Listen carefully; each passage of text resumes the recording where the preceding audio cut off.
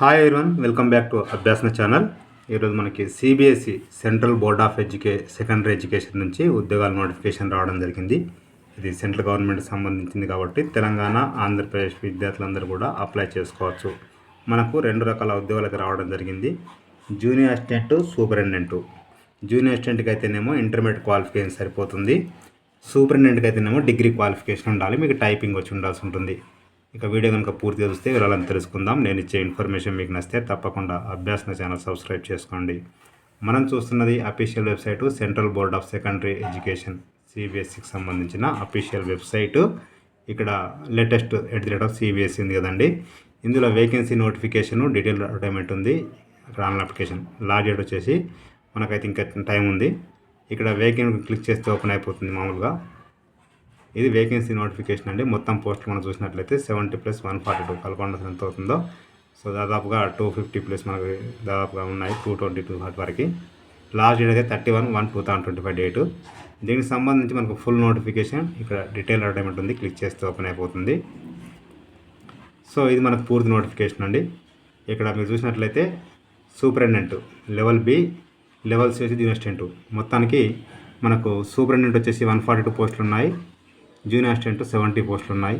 ఓకేనా. సో వీటికి సంబంధించి క్వాలిఫికేషన్లు లాస్ట్ డేట్ 31/1/2025. ఇంకా మీకు ఇక్కడ చూసినట్లయితే చూడండి, యాక్చువల్ ఏజ్ అయితే మనకు 18 to 30 years ఏజ్ ఉండాలి. SC ST వాళ్ళకు 5 years, OBC వాళ్ళకు 3 years ఎగ్జిబిషన్ ఉంది, PH వాళ్ళకి 10 years అండి. ఓకేనా, రైట్.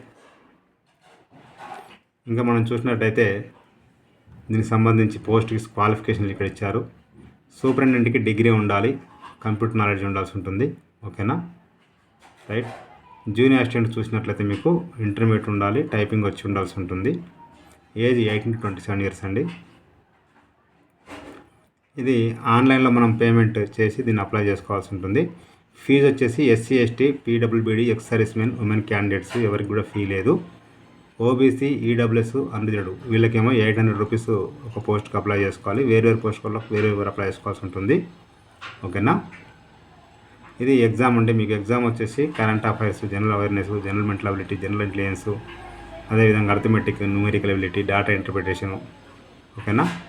దాంతోపాటుగా తర్వాత part 4 general Hindi, computer proficiency. Okay, ఇట్లా ఉంటాయి. ఆబ్జెక్టివ్ టైపు సూపరింటెండెంట్ వాళ్ళకు ఉంటుంది కదా, డిస్క్రిప్టివ్. దాంట్లో మీకు ఇక్కడ number of questions, total marks 30, number of questions 4, total marks 30. మొత్తం కూడా ఆబ్జెక్టివ్, డిస్క్రిప్టివ్ 2 ఉంటాయి. చూసుకోండి sir. Indian economy, Indian history and culture, current affairs, science and technology, constitution polity, ఇవన్నీ మొత్తానికి 50 క్వశ్చన్స్, 150 మార్క్స్ ఇట్లా ఉంటుంది మొత్తము. సో వాట్ ఎవర్ ఇక్కడ చూసినట్లయితే టోటల్ మార్క్స్ ఇక్కడ చూడండి, ఇక్కడ ఇచ్చారు. ఆబ్జెక్ట్ టైపు జూనియర్ అసిస్టెంట్కి మనకి 100 క్వశ్చన్స్, 300 మార్క్స్ అండి. ఓకేనా. మీడియం ఇంగ్లీష్ అండ్ హిందీలో ఉంటుంది పేపర్ అయితే. సో ఇందులో మీకు మరి నెగిటివ్ మార్క్ కూడా ఉండొచ్చు, ఎందుకంటే సెంట్రల్ గవర్నమెంట్ ఎగ్జామ్ కూడా నెగిటివ్ మార్కింగ్ ఉంటుంది. జాగ్రత్తగా రాసేటప్పుడు మీకు చూసుకోవచ్చు. సరే, ఎగ్జామ్ పేపర్ మీకు ఎగ్జామ్ రాసేటప్పుడు అందులో ఇన్స్ట్రక్షన్లో చదువుకోండి ఒకసారి. నెగిటివ్ మార్కింగ్ అయితే మొత్తం పెట్టండి, నెగిటివ్ మార్క్ ఉంటే మీకు వచ్చినవి మాత్రమే పెట్టండి. ఇది మొత్తం కూడా ఇది మనకు సిలబస్. సో ఇక్కడ చూసినట్లయితే మీకు చూడండి, చెన్నై, తమిళనాడు ఇట్లా సిటీ ఇచ్చారు మనకి. ఆంధ్రప్రదేశ్లో విజయవాడ సిటీ. ఓకేనా. తెలంగాణకు వచ్చి ఖచ్చితంగా హైదరాబాద్ ఉంటుంది, రైట్. ఇది పూర్తి నోటిఫికేషన్ చదువుకోవచ్చు, ఇంకా డౌట్స్ ఉన్నా కూడా. ఇక దీనికి సంబంధించి ఆన్లైన్ అప్లికేషన్ చూద్దాం ఒకసారి. ఇక్కడ click here to apply click చేస్తే ఓపెన్ అయిపోతుంది కదండి. ఇది రిజిస్టర్డ్ క్యాండిడేట్స్ అంటే ఆల్రెడీ రిజిస్ట్రేషన్ అయిన వాళ్ళకినేమో ఇక్కడ application number, password, security pin enter చేసి ఇక్కడ సైన్ అంటే మనకు సైన్ అవుతాము. ఫ్రెష్ వాళ్ళు మనము ఫ్రెష్ క్యాండిడేట్ రిజిస్ట్రేషన్ క్లిక్ చేస్తే ఓపెన్ అయిపోతుంది. ఇక్కడ మొత్తం మీరు చూసుకున్న తర్వాత లాస్ట్కి మేము చదివాము ఐ అగ్రి అన్నట్లయితే మనకు ఈ విధంగా డీటెయిల్స్ ఓపెన్ అవుతాయి. 10th క్లాస్ ప్రకారం డీటెయిల్స్ అన్ని ఇవ్వాల్సి ఉంటుంది. Candidate name, father name, mother name, date of birth, gender, identity type ఏంది, ఐడెంటిటీ నెంబరు. ఓకేనా. Contact details, email ID, password, confirm password, security pin enter చేసి సబ్మిట్ అంటే మీకు ఇది రిజిస్ట్రేషన్ కంప్లీట్ అయిపోతుంది. రిజిస్ట్రేషన్ అయిపోయిన తర్వాత మరలా మీరు ఇక్కడ లాగిన్ రిమైనింగ్ పార్ట్ మొత్తం అప్లై చేసుకోవచ్చు. ఒకవేళ మీరు కనుక పాస్వర్డ్ మర్చిపోతే ఫర్గట్ ఫర్ లింక్ క్లిక్ చేస్తే ఓపెన్ అయిపోతుంది.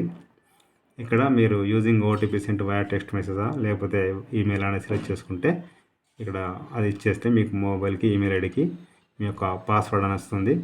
ఒకవేళ మీరు అప్లికేషన్ నెంబర్ కూడా మర్చిపోయినట్లయితే ఇక్కడ చూడండి, ఒకసారి అప్లికేషన్ నెంబర్ మర్చిపోతే ఫర్గాట్ అప్లికేషన్ క్లిక్ చేస్తే ఓపెన్ అయిపోతుంది.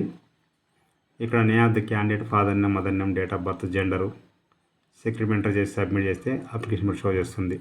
నేను డిస్క్రిప్షన్లో లింక్ అయితే ఇస్తాను, క్లిక్ చేస్తే ఓపెన్ అయిపోతుంది. ప్రతి ఒక్కరికి షేర్ చేయండి, ఫార్వర్డ్ చేయండి. మీకు నచ్చితే మీరు లైక్ చేయండి, షేర్ చేయండి, కామెంట్ చేయండి, సబ్స్క్రైబ్ చేయండి. Thank you so much.